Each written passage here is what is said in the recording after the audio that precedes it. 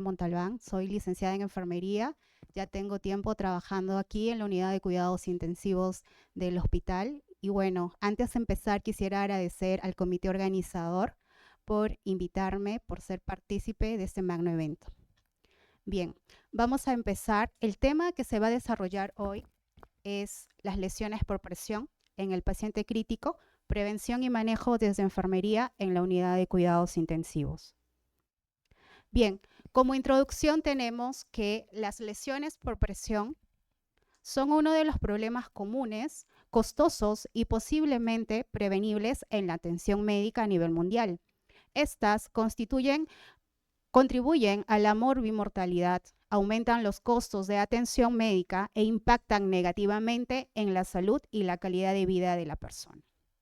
También nos dicen que los pacientes ingresados en la unidad de cuidados intensivos son más vulnerables a la aparición de lesiones por presión. Por ello, en estas áreas críticas se registran los mayores índices de incidencia y prevalencia. Bien, acá a manera de recordar un poco lo que es la fisiología de la piel. Recordemos que la piel es el órgano más extenso de nuestro cuerpo y como tal tiene múltiples funciones, dentro de las cuales destacaré lo que es la protección, que ayuda a mantener lo que es el entorno homeostático y previene la pérdida excesiva de líquido. Nos protege contra el frío, el calor, contra impactos, golpes o fricción. La termorregulación también, que ayuda con lo que es la circulación de la sangre y la sudoración. También nos ayuda con la síntesis de la vitamina D y nos permite sensibilidad al tacto y al dolor. En cuanto a la anatomía de la piel, vamos a destacar aquí las 3 capas de la piel: la epidermis, la dermis y la hipodermis. Característica de la epidermis, que nos dice que la epidermis es una capa delgada y avascular. Es una capa protectora principal y se renueva cada 15 a 30 días. En el caso de la dermis, vamos a ver que esta es una capa viva, es altamente vascularizada. Estructura de soporte principal. ¿Por qué? Porque contiene fibroblasto, ¿sí? Que sintetiza elastina y colágeno. La hipodermis, tejido adiposo y conectivo que absorbe los impactos y tiene hasta 3 centímetros de grosor. Proporciona soporte y sirve de amortiguador. Ahora veamos, ¿qué es una lesión por presión? Nos dice que es la área de la piel o tejido adyacente que presentan daño o trauma, localizado generalmente sobre prominencias como consecuencia de presión sola o en combinación con cizallamiento o fricción. Bien, acá para entender un poco más cómo es que se origina una lesión por presión, vamos a ver la fisiopatología. ¿Qué ocurre? Aquí vamos a ver que en la prominencia ósea, cuando se dan la fuerza de cizalla, se suma la presión y la fricción, ¿sí? Vamos a ver que se va a ver afectado también parte del músculo, aponeurosis, los huesos, los vasos sanguíneos y los nervios. Producto de eso, ¿qué va a generar? Va a generar aquí una interrupción de la circulación local. Ahora, ¿qué sucede a nivel de esos vasos sanguíneos? Recordemos que, bueno, en lo que es los vasos sanguíneos, mantienen una presión. Esta presión normal debe mantenerse entre 12 a 32 milímetros de mercurio. Solamente cuando excedemos la presión mínima de 12 milímetros de mercurio, ya estamos favoreciendo a lo que es una lesión por presión, y eso hay que tenerlo en cuenta, ¿sí? Bien, cuando se da la interrupción de la circulación local, vamos a ver que se va a presentar una isquemia. ¿Y qué va a originar esto? Va a originar disminución del oxígeno, disminución de los nutrientes y aumento de los desechos metabólicos, ¿sí? Entonces, voy a tener una vasodilatación, un eritema presente y una extravasación de líquidos, que me va a generar consecuentemente una muerte celular. Y ahora tengo después de esta muerte celular, la presentación de una lesión por presión. Cuando esa lesión por presión se agrava en cuanto a su estadiaje, ya vamos a estar hablando de la complicación que le llamamos escara, que es más característica de un tejido necrótico. Bien, las fuerzas que intervienen en el desarrollo de una lesión por presión, como ya lo había dicho, es la presión, la fricción y la tracción o cizallamiento. La presión, ¿qué viene a ser? Viene a ser una fuerza perpendicular sobre una superficie, ¿no? Para que lo tengan presente. Y lo que es fricción es una fuerza tangencial sobre una superficie. En este caso, si hablamos de un paciente en cama, pues es la fuerza que se da pues a nivel de este dispositivo, ¿no? En el caso de la tracción de cizallamiento va a ser la combinación de presión más fricción. Bien, acá he puesto esta lámina porque es muy importante considerar tanto la presión y el tiempo, ya que son inversamente proporcionales, y también la continuidad. Ahora, ¿por qué es importante esto? Recordemos el contexto de un paciente, ¿no? Muchas veces el paciente, después que se le hace una movilización, ¿sí? Normalmente, según protocolo, debería movilizarse cada 3, 4 horas, ¿no es cierto? Entonces, ¿por qué son importantes estos factores? Porque puede ser que el paciente, a ver, pongo ejemplo para que se entienda un poco esto, la idea. El paciente puede permanecer, no es lo mismo que yo lo tenga 2 horas en posición de repente de cúbito lateral, a que yo lo tenga 4 a 6 horas, ¿verdad? ¿Por qué? Porque a mayor tiempo puede ser de que esta presión se mantenga constante y me genere una lesión por presión. O puede ser de repente que, otro ejemplo es que eleve más la cabecera del paciente, ¿no? Le eleve a más de 45 grados. Entonces, ¿qué voy a originar yo en esa postura? Un aumento de lo que es presión, ¿no es cierto? Entonces, lo que voy a generar ahí es también un riesgo a lesión por presión. Entonces, ahí la variable es el tiempo, ¿no? Como les digo, o sea, no es lo mismo que el paciente se mueva en media hora de repente por un procedimiento o que yo lo deje 2 horas, ¿no? Ahí es la relación inversamente proporcional. Entonces, tenemos aquí en la gráfica lo que es la presión que se aplica en lo que es milímetros de mercurio y lo que es el tiempo en horas.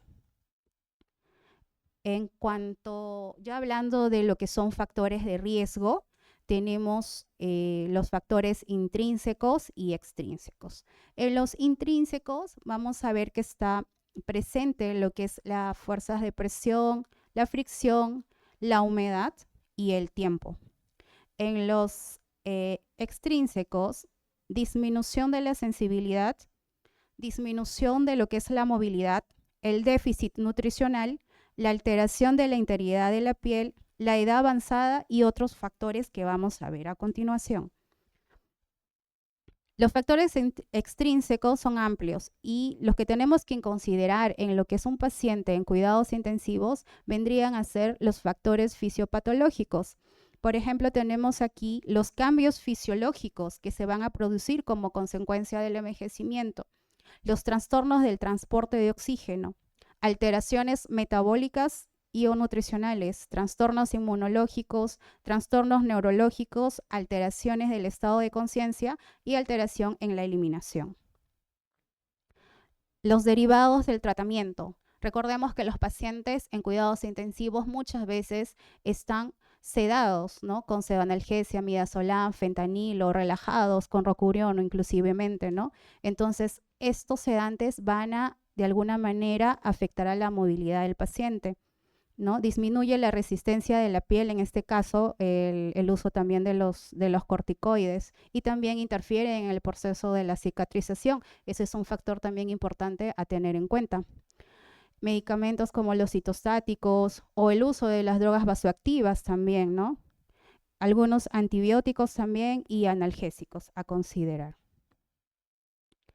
También otros procedimientos como es la radioterapia, intervenciones quirúrgicas, en el cual los pacientes son sometidos a largos periodos de inmovilización. El caso de técnicas diagnósticas o terapéuticas y en el caso también de los dispositivos terapéuticos, el uso de los yesos, férulas o algunos dispositivos, ¿no? Como oxigenoterapia, sonda vesical o sonda nasogástrica. Otro también factor importante aquí es el cuidado y cuidadores. ¿Por qué hacemos énfasis en esto también?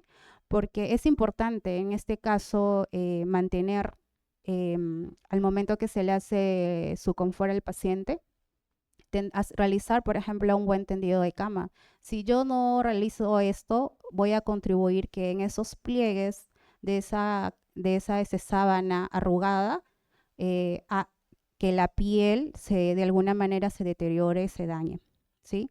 Entonces, aquí entra pues los hábitos también higiénicos inadecuados, los hábitos dietéticos inadecuados, la falta de conocimiento y habilidades tanto de los pacientes o la familia y la variabilidad en los criterios por parte del equipo asistencial en cuanto a prevención y tratamiento. Y aquí me detengo un poco porque creo que en toda institución sucede de que existen diferentes modos, ¿no? Criterios en cuanto a lo que es la curación de una lesión por presión, ¿no? Entonces, aquí es importante en la parte preventiva que todos manejamos de consenso un solo tipo de curación y hacer un seguimiento. De esta manera vamos a ver la respuesta y si es que realmente ese tipo de curación está siendo aceptada y tolerada por el paciente, ya que un tipo de curación no va a ser tolerada por todos los pacientes de la misma forma. Cada paciente es individual. Bien, en cuanto a lo que es la localización anatómica de una lesión por presión, tenemos en este caso, según la posición en el decúbito dorsal, vamos a ver aquí en lo que es cabeza, omóplatos, codo, sacro y talones. Decúbito lateral, en el malleolo, trocánter, cóndilo, orejas, costillas. Y el decúbito prono también, cuando hacemos pronación a los pacientes, en los dedos de los pies, las rodillas, genitales, en el caso de las mujeres, en las mamas, el acromio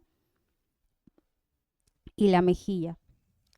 En el caso de los pacientes que usan silla de ruedas, también se generan lesiones por presión. ¿Dónde son las zonas de mayor riesgo? En el omóplato, la cresta ilíaca, el sacro, trocánter, isquio, la zona poplitea y los pies. Recordemos que el 80% de úlceras por presión, ¿sí?, son en el sacro y en lo que son talones. Bien, acá nos dice, una lesión por presión es una respuesta fisiológica del cuerpo humano a la inmovilidad. Bien, ahora sí vamos a entrar a hablar un poco de lo que es la clasificación. En cuanto a la clasificación de las lesiones por presión, solamente he considerado las cuatro divisiones, ¿ya? Pero ya voy a explicar algunos otros casos más que se puedan presentar. Bien, tenemos en este caso el grado 1, LPP de primer grado. ¿Cuál es la característica de esta lesión? Nos dice que en este caso la piel va a presentar solamente un eritema.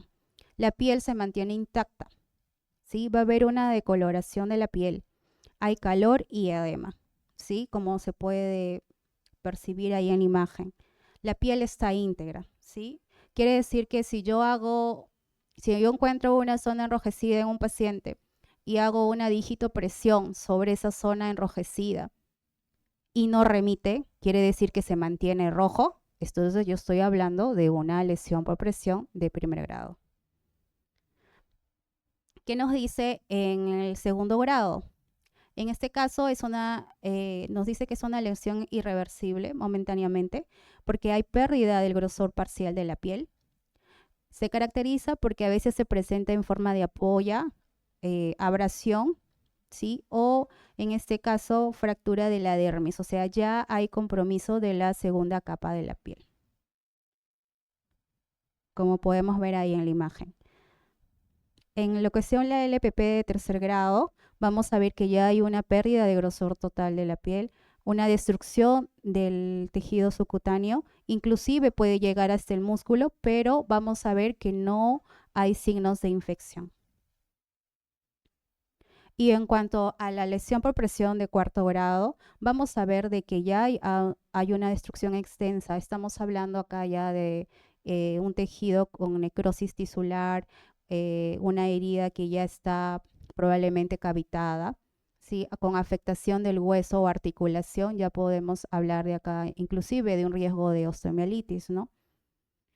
Otro tipo de clasificación que no lo consideré aquí, porque normalmente no se suelen ver esos casos, pero sí hay, son aquellas lesiones por presión que se clasifican sin estadiaje.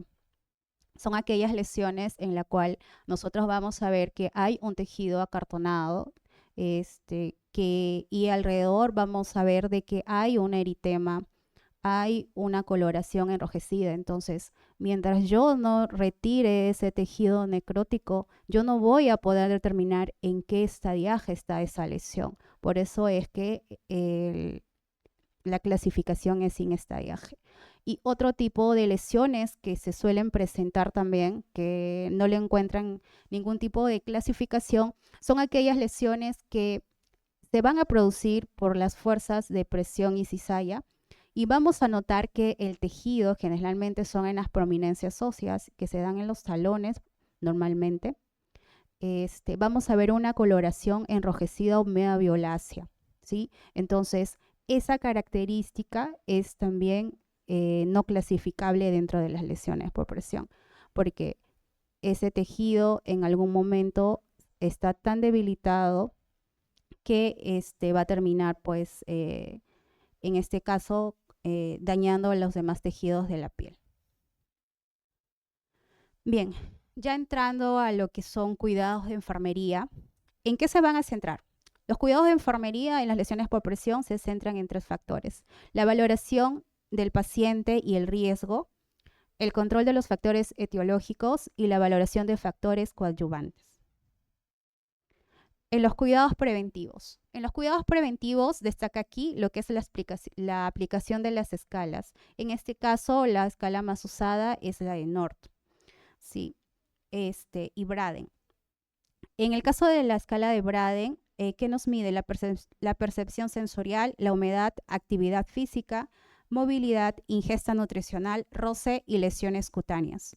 En la escala de Norton, nos va a medir el estado físico, el estado mental, actividad, movilidad e incontinencia. También hay otra escala que se llama EMNA, que nos va a ayudar a medir el estado mental, la movilidad, humedad e incontinencia, nutrición y la actividad.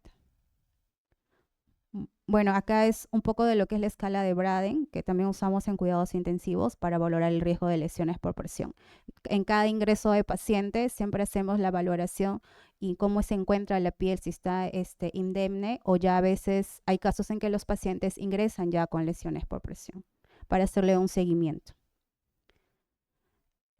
Acá también otra medida son los movimientos posturales, y acá nos dicen de que los cambios de posición nos generan mayor rotura dérmica, cizalla y fricción. Los movimientos posturales deben ser de cada 2 a 3 horas. Los movimientos posturales en silla de ruedas, cada 1 a 2 horas. Y lo que sí está prohibido, según nivel de evidencia, es el masaje y la frotación cutánea, más en las zonas de prominencias óseas. Otro factor aquí a considerar: la nutrición e higiene. Aspectos nutricionales. La reparación de la piel es un proceso que demanda calorías, proteínas, vitaminas, que son claves en la histogénesis. Acá tenemos la vitamina C y el zinc, proteínas para síntesis como el colágeno y la elastina, y aspectos de la higiene y confort, que vendría a ser acá el control de la incontinencia. Bueno, aquí cuidados generales para tener en cuenta. En cuestión de piel, hay que examinar el estado de la piel, mantenerla limpia y seca. Como había dicho, no masajear las prominencias óseas, Vigilar zonas donde ha habido anteriormente lesiones, porque recordemos que si el paciente presentó una lesión, eso no quiere decir que no le vuelva a presentar. Esa zona ya queda débil y por lo tanto hay que protegerla. El exceso de humedad también. ¿Por qué es importante? Porque cuando hay un exceso de humedad, esto se suele complicar al extremo de presentarse una lesión por presión. Siempre se asocia una lesión de humedad con una lesión por presión. Vendrían a ser una lesión combinada, ¿no? En este caso, acá nos dice que tenemos que valorar y tratar lo que es la incontinencia, la sudoración, algún tipo de drenajes o exudado de las heridas, ¿no? En este caso en los pacientes. En cuanto al manejo de presión, la movilización que debe estar dentro de nuestro plan de cuidados, los cambios posturales, las superficies especiales de apoyo, el SEM, que se le conoce. Bueno, acá entran los colchones, los colchones antiescaras, que si bien es cierto no ayudan netamente a evitar las lesiones por presión, pero sí de alguna forma contribuyen por el movimiento que realizan, ¿no? La protección local ante la presión también con los ácidos grasos hiperoxigenados. En cuanto a lo que son cuidados específicos, hay que tener un cuidado local de la en este caso, lesión por presión. Acá, como les decía, en este caso, cuando hablamos de lesiones por presión de primer grado, son útiles los ácidos grasos hiperoxigenados. En lo que son estadios ya segundo, tercer y cuarto grado, ya tenemos que evaluar otras características. Tenemos que evaluar la posibilidad de repente de hacer un debridamiento. Y bueno, acá ya felizmente se ha evolucionado a tal punto que ya estamos hablando de lo que es cura avanzada, ¿no? Y existen un montón de laboratorios que tienen productos que ayudan a diferentes tipos de debridamiento y que favorecen lo que es la limpieza, ¿no? De lo que es una herida y la mejora de las heridas crónicas. Bien, en lo que es debridamientos, por ejemplo, para mencionar, tenemos el debridamiento quirúrgico, debridamiento químico, autolítico y mecánico. El que solemos usar por los productos que tenemos más en nuestro país es el debridamiento autolítico, aunque también a veces en algunas oportunidades el paciente puede ser tributario a un debridamiento quirúrgico. La elección del apósito. En este caso, cuando hablamos de cura avanzada, existen apósitos que son de lo que son hidrocoloides, los alginatos, las espumas, las hidrogeles. Entonces, ¿de qué va a depender la elección del apósito? Tenemos que evaluar acá, en este caso, en la herida, en qué fase se encuentra, si está una herida para hacer de repente un debridamiento o la herida ya está evolucionando, está en un proceso de granulación o de repente ya está en epitelización. También es importante aquí a considerar el nivel de exudado para poder elegir el apósito ideal. Bien, acá les presento unos algoritmos en lo que es el manejo de la prevención de las lesiones por presión.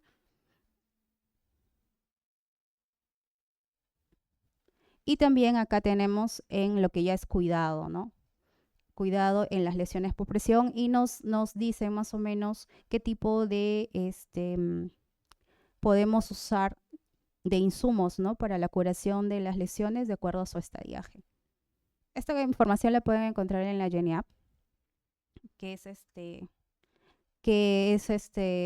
la que se encarga de lo que son de ver las heridas, ¿no?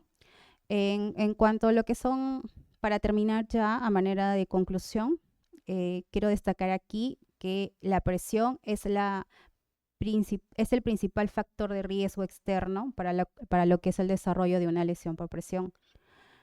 Por lo que los cambios de posición, la movilización del paciente y la rotación de los dispositivos médicos es la estrategia de prevención más importante. La lesión por humedad es el factor de riesgo de lesión por presión. Es la dermatitis asociada a incontinencia, comúnmente lo conocemos como DAI, por lo que las recomendaciones apuntan a lo que es prevenir y a tratar precozmente esta condición para evitar las lesiones por presión. En cuanto a las estrategias de prevención de lesión por presión, la que tiene mayor evidencia científica y de buena calidad es la aplicación de ácidos grasos hiperoxigenados, ¿no? En cuanto a las lesiones por presión de primer grado.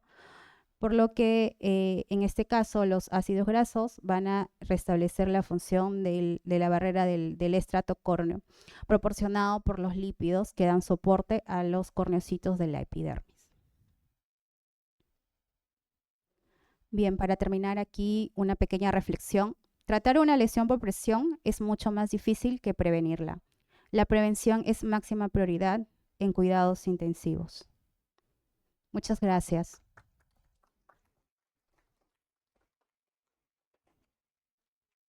Si tuvieran alguna pregunta.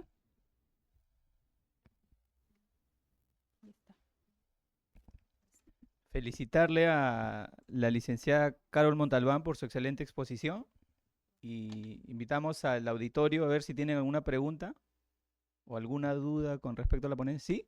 A ver. ¿Sí? ¿Tienes? Sí. A ver, se te va a hacer llegar el audífono para que... Sí.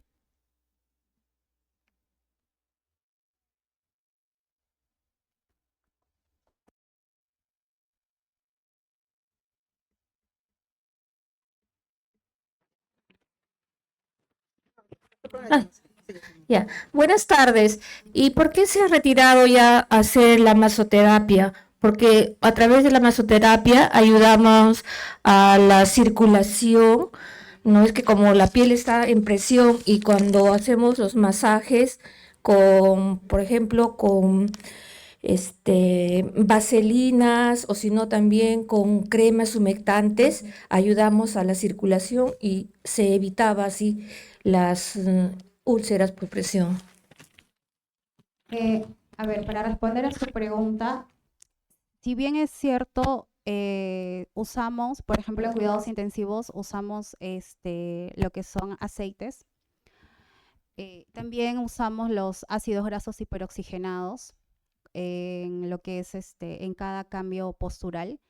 Lo usamos, sí, pero lo que tiene nivel de evidencia científico demostrado ya por estudios, si en revisiones sistemáticas inclusive, si usted busca en la literatura, en los diferentes estudios, ya hay niveles de evidencia que no se recomienda por los estudios ya realizados en diferentes pacientes que se haga lo que son masajes en las prominencias óseas. Por eso yo lo mencioné en prominencias óseas.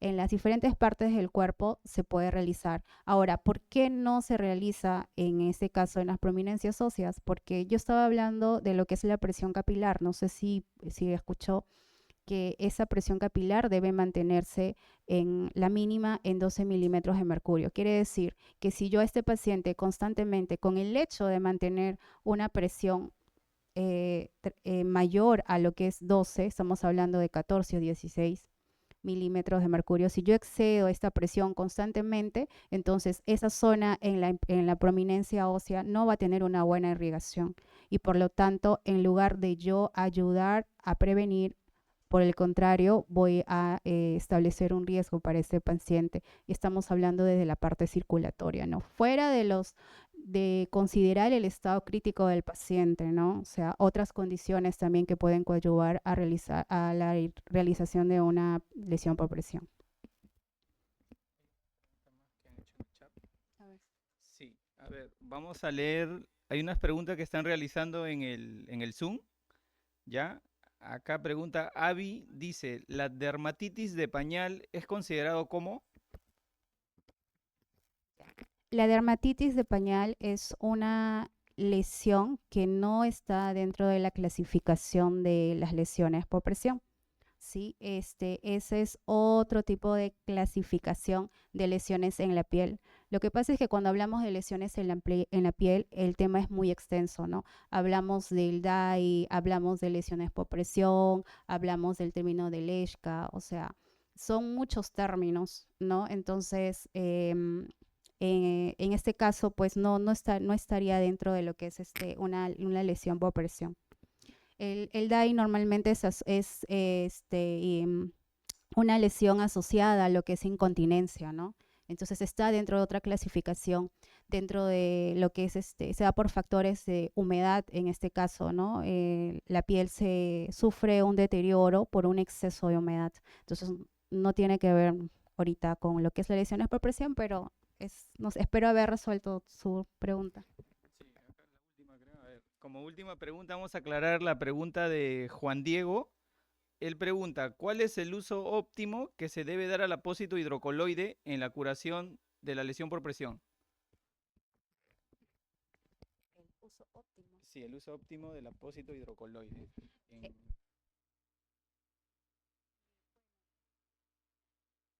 Sorry. Bueno, en el caso de lo que son los hidrocoloides, existen dos tipos de hidrocoloides, el delgado y el grueso. Normalmente el hidrocoloide, que es grueso, perdón, el delgado, es el que usamos para prevenir, en este caso, cuando el paciente, por algún factor, alguna condición crítica, no se lo puede movilizar mucho, ¿no? Hay condiciones que se restringen la movilidad. Y en el caso de los apósitos gruesos, el hidrocoloide grueso es para aportar humedad. Por la característica y los componentes del hidrocoloide es que lo podemos usar para hacer el tipo de un debridamiento autolítico. Bueno, se le agradece, licenciada Carol Montalbán, por su excelente exposición. Y a continuación vamos a invitar a la coronel de servicio PNP, Marixa Quintanilla, para que haga la entrega del presente.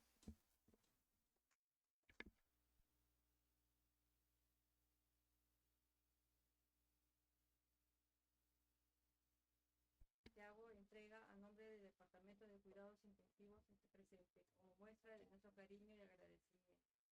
Te agradezco también por ser parte de la unidad de cuidados